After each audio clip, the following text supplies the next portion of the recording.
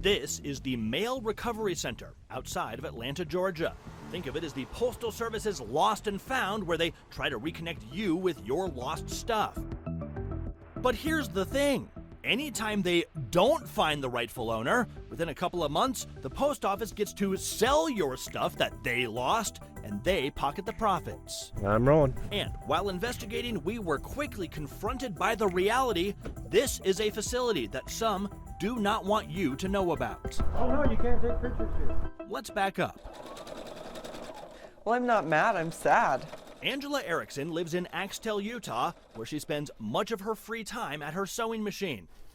Angela spent the better part of last year lovingly sewing 2 quilts.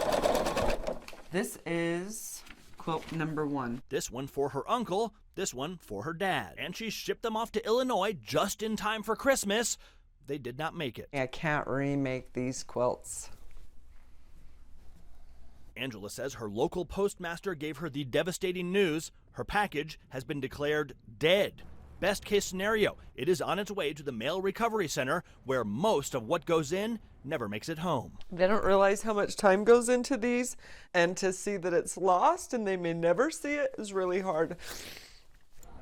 I'm looking for an elephant blanket. The Postal Service works with a private company called GovDeals, which manages the online auctions, selling off thousands of items. So here's some coats. We asked GovDeals about the auctions. They referred us to the Postal Service. And when we pressed the Postal Service for specifics on how much they sell and make on those auctions, filling out an official public records request, we found ourselves stonewalled. Quote, "The information requested is being withheld in its entirety," a spokesperson wrote, saying that they don't want to give away trade secrets. Welcome aboard the ATL Skytrain. Unsatisfied, we traveled to Georgia, looking for answers and hoping to find Angela's quilts. Your destination is on the left. We began at the GovDeals warehouse, where you're forced to make an appointment to inspect the merchandise. I made an appointment and walked in the front door. Good morning, how are you? First, rules. You're not allowed to have no phone activity whatsoever. Like, you have to have your phone in your pocket. Okay. Because we've had problems in the past where people try to take pictures or video the facility, and that's against the GovDeals rules. All right, I had to turn my camera off, so I can't show you exactly what I saw, but I can tell you, and I can use these photos from GovDeals' own website to help. It was a massive warehouse with bidders meandering among the 287 shipping boxes of lots actively being auctioned off. An employee told me the rest of the warehouse was off limits, filled with more of your stuff that is auctioned off every 2 weeks. And it is all stuff they get from the Postal Service. You ready? Yeah, sure, why not? The GovDeals facility backs right up to the Mail Recovery Center, so we made our way over there. We found it securely guarded. Fences, barbed wire, lots of no trespassing signs, and a guard who jumped out of the front door when he saw us approaching. I was wearing a microphone which recorded our conversation. I'm from Salt Lake City. I'm a reporter.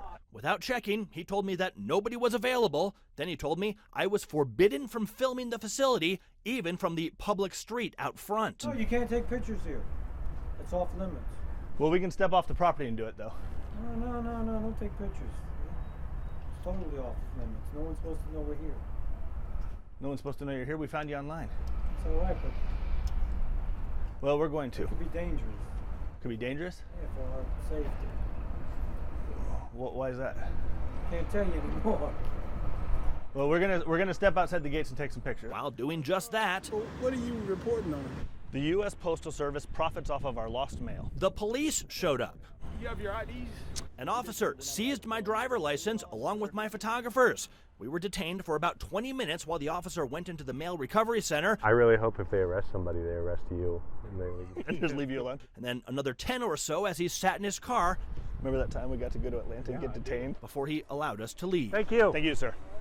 But while the U.S. Postal Service seems to be going out of its way to avoid answering reporters' questions, they were forced to answer when asked by the U.S. Inspector General. In this scathing 2015 report, the Postal Service Inspector General found the Mail Recovery Center, quote, did not effectively handle customer inquiries or manage undeliverable items it received. In fiscal year 2014, of the 88 million items that came through the door, a mere 2.5 million ever made it home. That is less than 3%. And what the Postal Service sold off gained it $11 million that year. The report also said the Postal Service does a lousy job of helping customers who have lost their stuff file inquiries. I don't think people realize that our missing packages can be auctioned off. People like Angela. That's infuriating, but I don't think a lot of people know. I don't think that you know about it until you've lost a package and you try to uncover the missing mail facility. And there's only one, and it's in Atlanta, Georgia, 1,600 miles from here.